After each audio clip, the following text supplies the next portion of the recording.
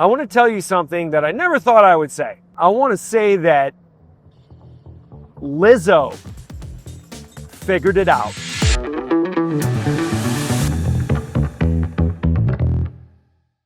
Hi, my name is John Jaquish. I am a doctor of biomedical engineering, which gives me a unique perspective on lots of different things, human physiology related, sports performance related, medical device related, especially in accordance to the medical device I invented. But today, I want to tell you something that I never thought I would say. I want to say that Lizzo figured it out.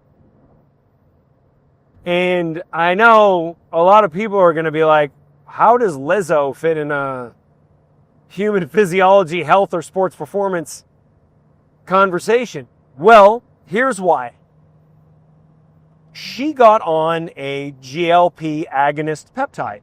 And when on this GLP agonist peptide, her physician, who clearly is a very smart guy, said, hey, there are side effects that are associated with this GLP agonist peptide. It says people lose muscle, but that's not true. What happens is these GLP agonist peptides reduce your appetite. So your diet can suffer if you don't realize that just about everything you should be eating has to be jam-packed with nutrients. Well, you're going to start missing out on some stuff that you need. And that's what happens to these people. So if you get on Ozempic or another GLP agonist and then just eat, I don't know, junk food, less of it, whatever, will you lose weight? Yes. Will you be compromising your health? Absolutely. So that sucks. And that's the problem with these weight loss peptides. However, if you do strength training and you prioritize protein, and by prioritize protein, I mean that should be the objective of pretty much everything you eat. It's got to be high in protein. You can actually do a few things. And here's what happened to Lizzo. So not only did she drop a lot of weight, making her a much healthier person, she realized that there was a lot of empty calories in what she was eating. She was trying to be vegan, and she was eating a lot of fake meats. So like Beyond Burger or whatever that chemical disaster type product is. So she switched to real meats.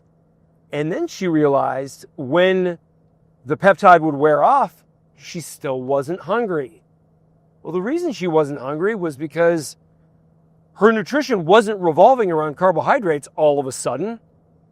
It was revolving around protein. So now you have to have at least 50 grams of fats as well on average. But if you're eating meats, you're going to get that. So you don't need to worry about it. But I take a very different position than a lot of the people that I follow and admire, like Dr. Anthony Chaffee, Dr. Sean Baker, Professor Bart Kay.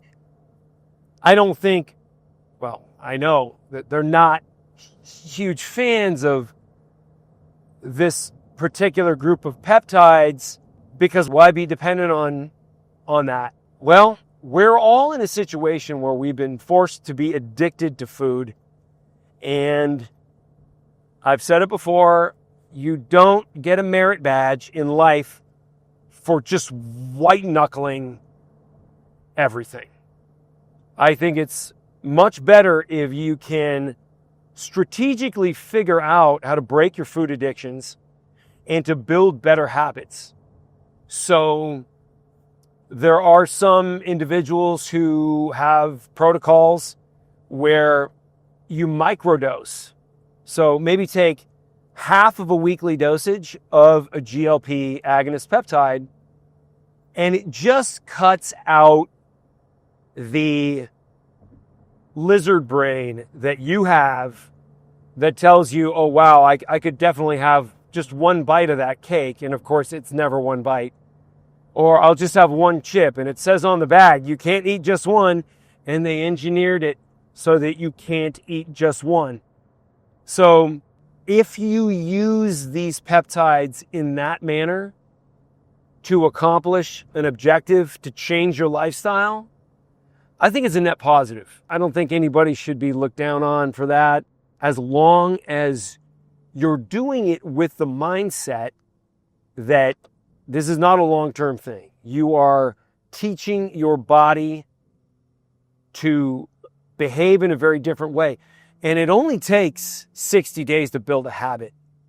So if you microdose something like this for 60 days and you build better habits, just as long as you don't throw those habits in the trash as soon as you cycle off of the peptide, you're going to be so much better off. And I think that's how these things should be viewed. I think it's more beneficial. And ultimately, if you've got a weight problem, if you just can't seem to get control of your hunger, wow, like these things, they can be phenomenal. Ask any questions in the comments. I know this is going to be a hot topic and a lot of people are going to want to talk about the nuances of this, and I'm there for it.